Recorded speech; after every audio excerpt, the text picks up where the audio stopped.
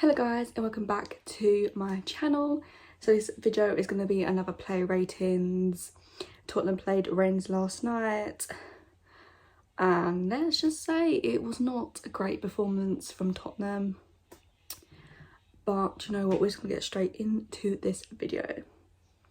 So speaking about the game, obviously it finished Rennes 2 Tottenham 2, which is kind of lucky on Tottenham's side just because of most of the performance was atrocious. Can we just talk about the defensive? I'll say masterclass.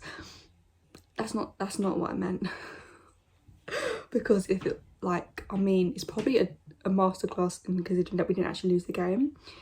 Because on the balance of play, we probably should have lost regarding like the whole game. Obviously it started really well. 20 minutes. We played well for like the first 20 minutes. We got that early goal. It was kind of lucky goal, but all came from Ndombele, who got his first start. And I thought he had a good performance majority of the time he played. So obviously Maura shot it and it was technically an own goal. It hit a defender and went in. So we had that brilliant start, you know, for like the first 20 minutes. And after that goal, Rennes sort of, you had to give them credit for the way they came back into the game. And they started, you know, performing and they started having shots on our goal. Let's be honest, they cut through us so easily. Like, I was doing my live watch and I was like, where is our defence? We don't have a defence. Obviously, our midfield was not doing it. It was just not working. And also, like, our defending, like, I just don't know where our defence was because it was not on the pitch. Like, every attack you're like, oh, they're gonna score. And obviously they equalised with a good shot and it was a good goal. I'm not gonna deny that, it was a good goal. But my only thing is, why did we let them shoot? Like, we just let them, you know, let them run at us and just not do anything and I don't even know what that was. More injuries to worry about. You know, Bergwijn comes back and then like 30 minutes in he gets injured again. Maura's now injured, who's probably going to be like one of our best players this season so far. So it's just, you know, it's just injuries after injury after injury, and it's non-stop injuries. I can't deal. So we're just gonna, you know what, let's just get with the play ratings. So we'll start with Gleany. In goal, Kane for Lloris.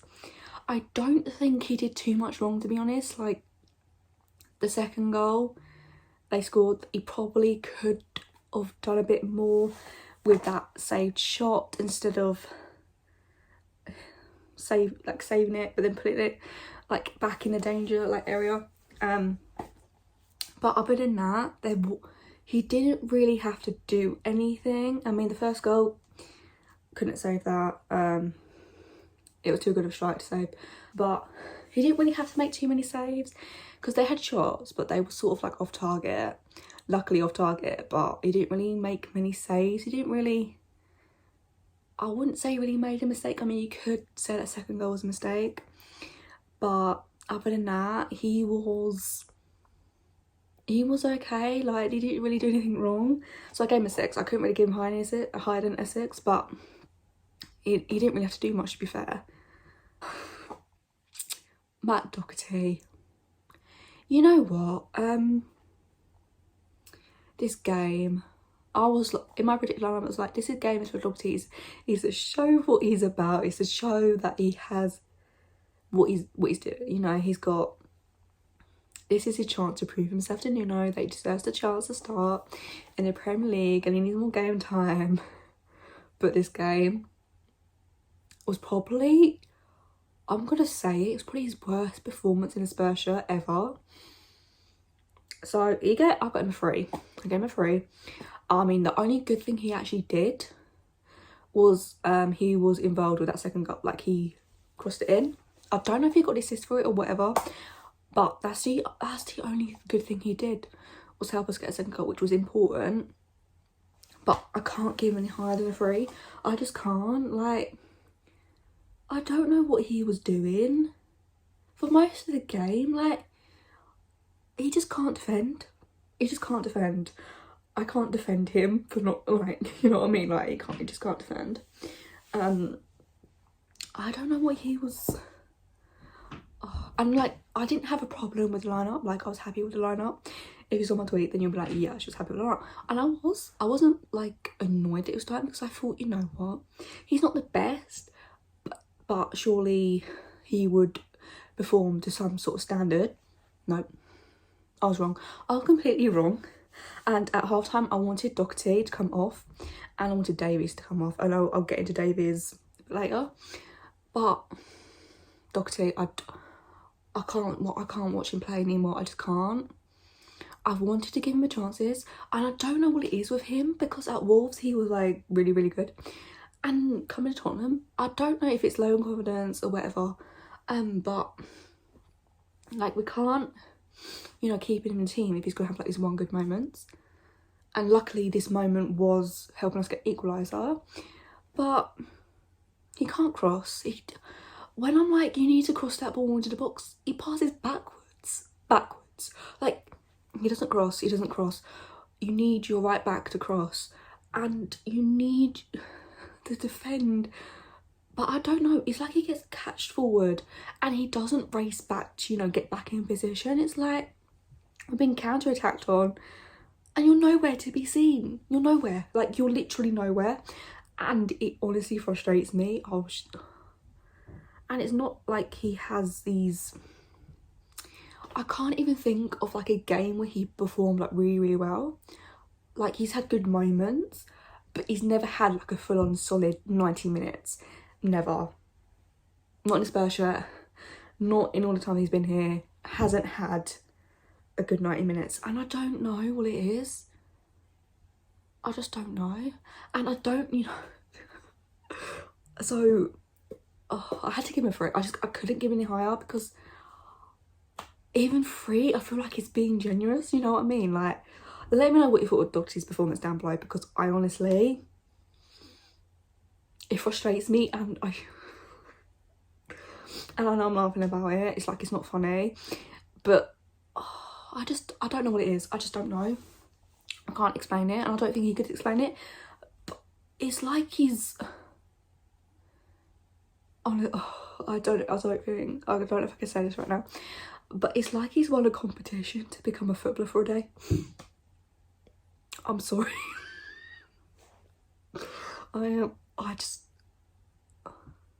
That's what it seems like regarding last night's performance. Like, you wouldn't think that he was like a professional regarding last night's performance.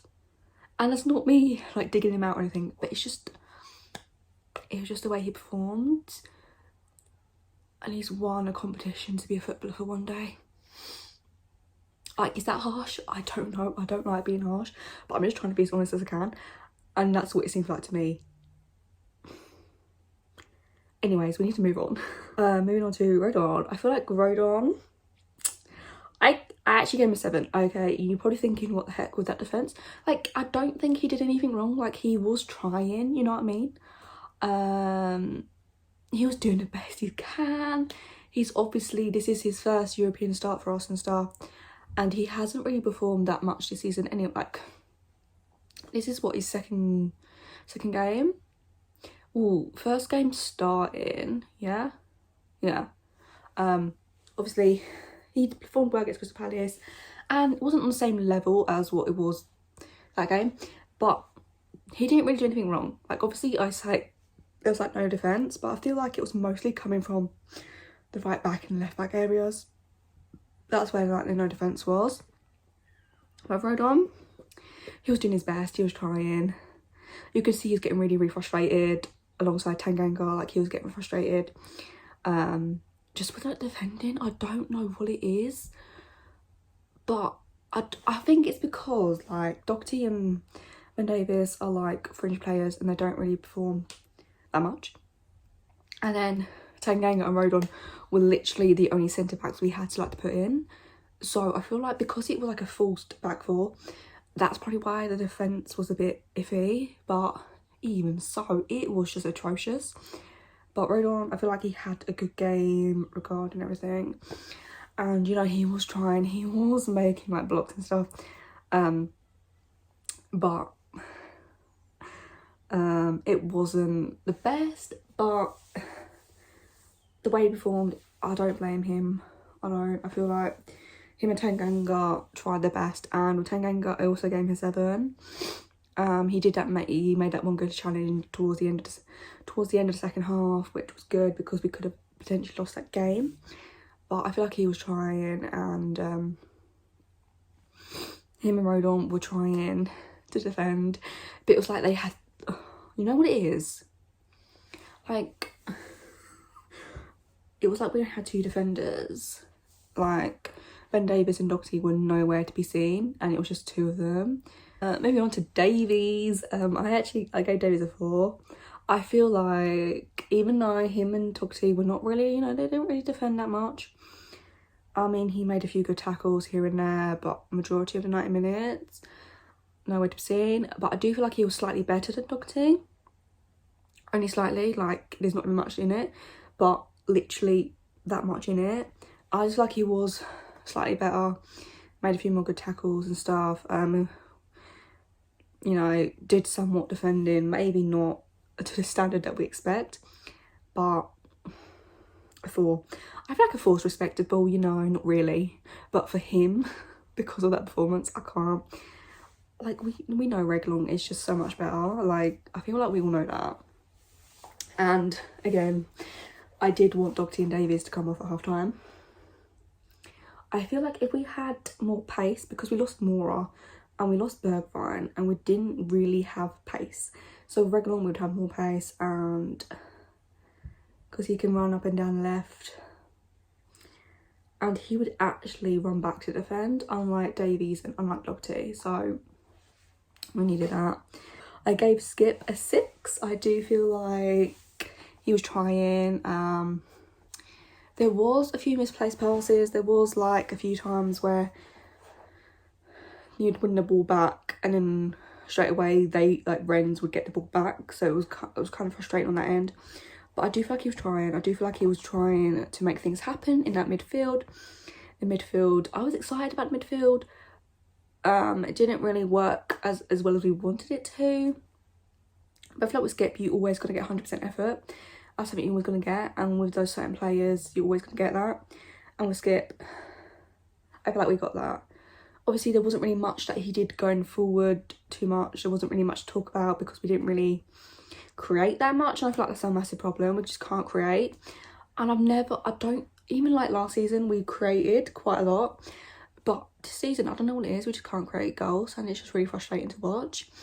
But I'm just hoping that improves, because if we have a season like where we're not creating enough chances, then we're going to be lucky not to lose most games, you know what I mean? Like, if we can't create, then the only options we have is drawing or losing.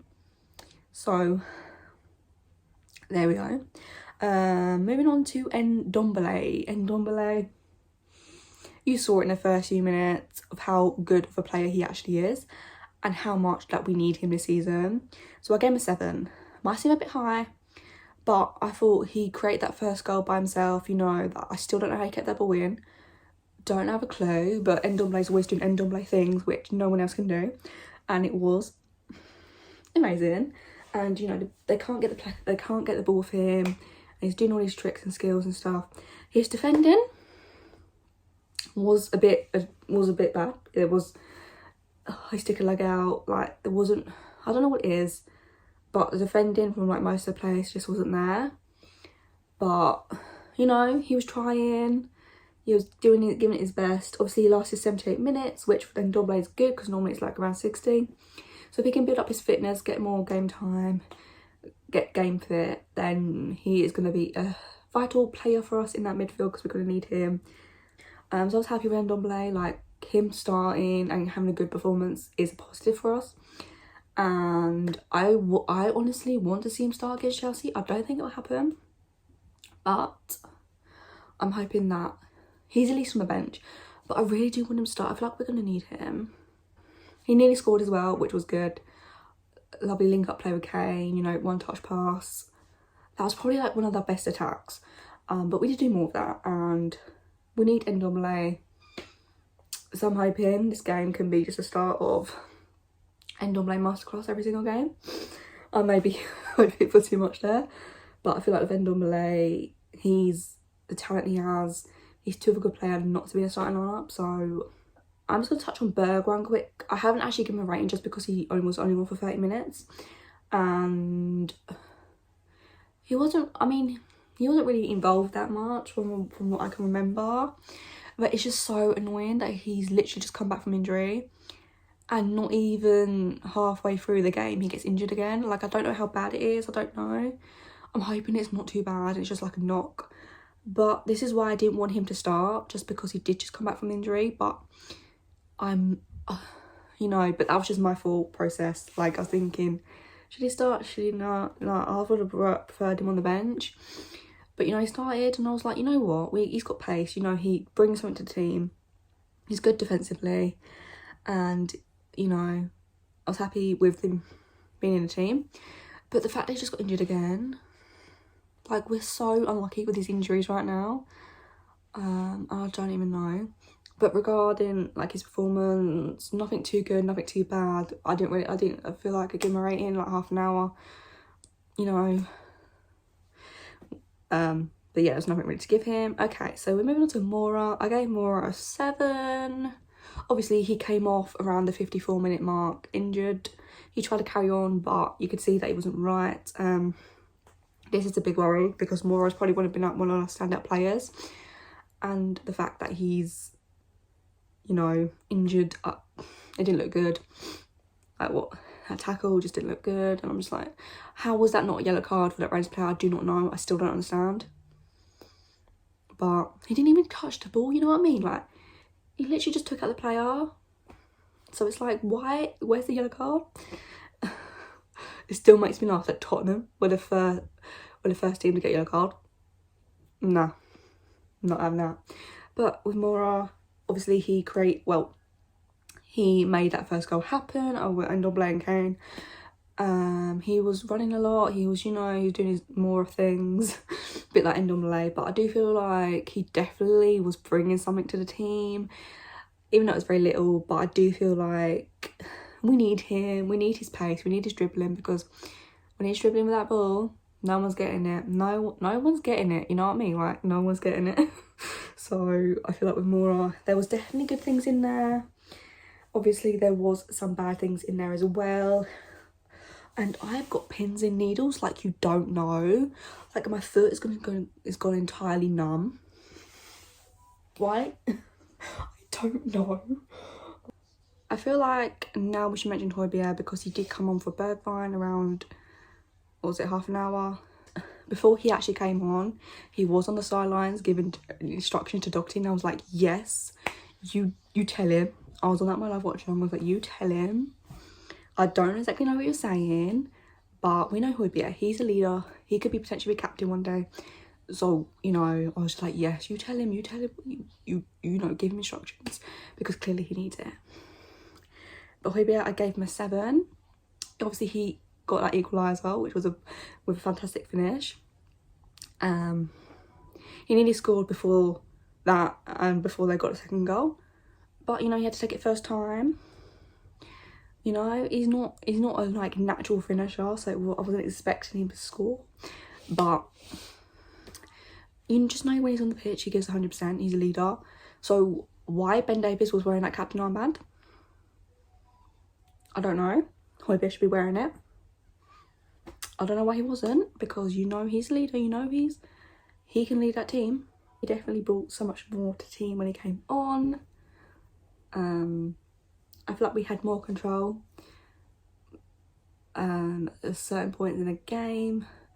You know, he's trying to do his defensive work, and I feel like he also had to be creative as well, and he also had to go forward quite a lot, because there just wasn't much happening. Hill, I gave him a 6. He definitely was trying, and you can see he's trying to make stuff happen, but sometimes he would you know, the ball would go out of play because it was kicked too hard at him or something like that. And there's definitely a player in there.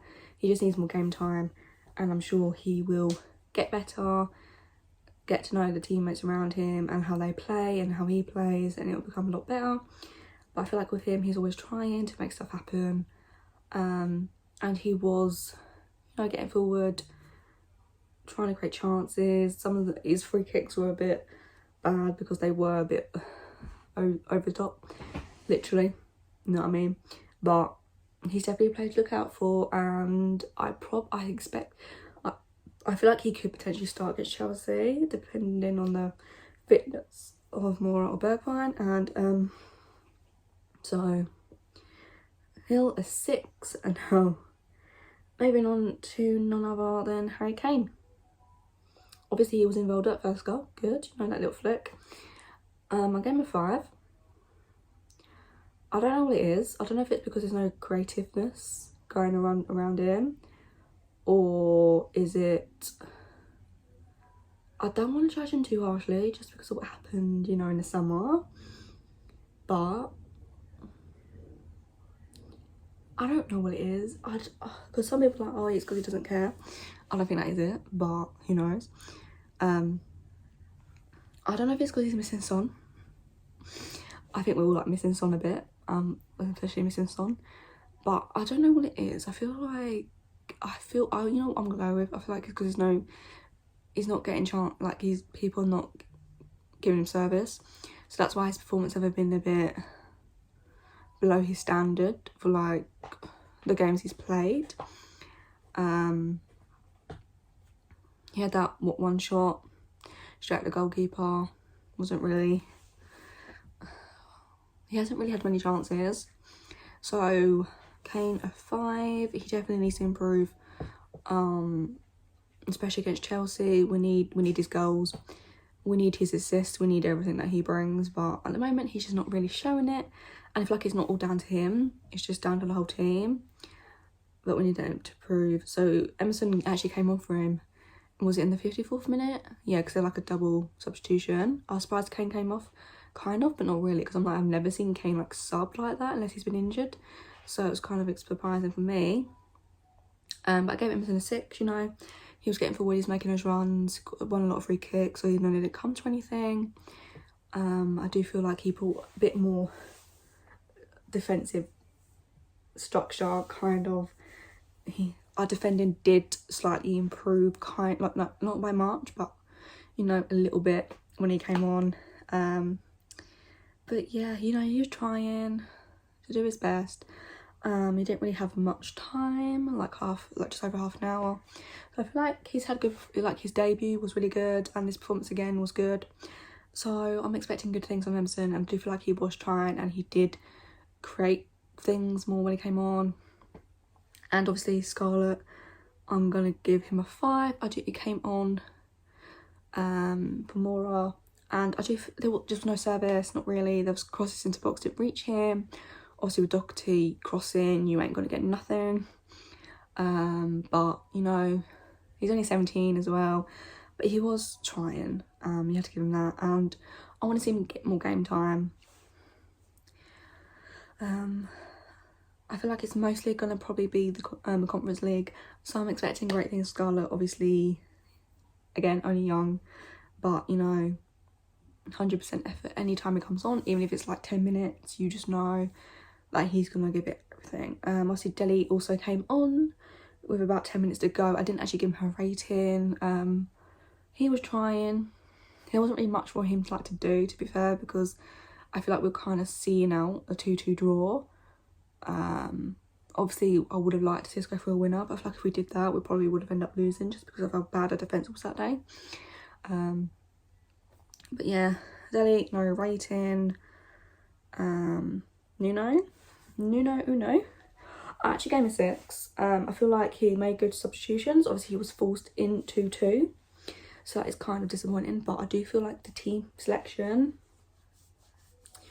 was actually a really good team selection, even though I feel like most Spurs fans were probably like happy with the team selection. I don't know what else he could have done, to be honest, because he was making substitutions.